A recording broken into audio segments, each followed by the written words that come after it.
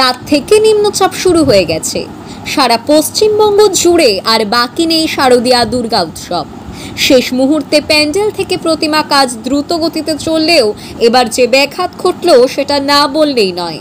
তার মধ্যেও পূর্ব মেদিনীপুর জেলার বিভিন্ন জায়গার চেয়ে তাজপুরে প্রতিমা শিল্পী বেণীমাধব জানা তৎপরতার সঙ্গে প্রতিমার কাজ শেষ করে যাচ্ছেন।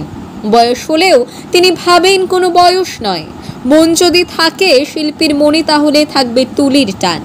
সেই কারণেই বার্ষিয়ান শিল্পী নিজেই দুর্গা প্রতিমার কাজ দ্রুত গতিতে চালিয়ে যাচ্ছেন। আমাদের সাংবাদিক অংশুমানের সঙ্গে খবর পাঠে আমি রয়েছি রিয়াঙ্কা।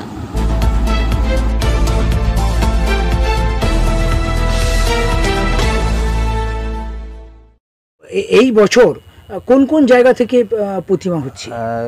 হলদিয়া যাচ্ছে একটা, চৈতন্যপুর, আর একটা কুলবনি যাচ্ছে 51 সতীপীঠে, আর এইখানে পটাশপুর যাচ্ছে, প্রতাপদিঘি যাচ্ছে, বালিগাই, নলগেড়ে, ছোট নলগেড়ে আমাদের যেখানে ভৈরব তৈরি হচ্ছে সেইখানে।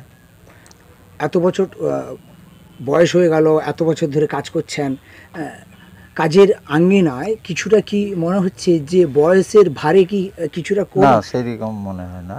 কাজে আমার খুব ভালো লাগে, এই ঠাকুরের ইয়েতে আমার খুব ভালো লাগে। কিছু একটা নতুন নতুন হোক।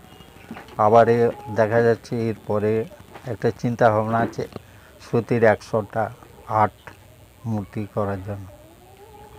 প্রতি বছরে নতুন নতুন ভাবনা চিন্তা করে বেণুবাবু কিন্তু তৈরি করেন।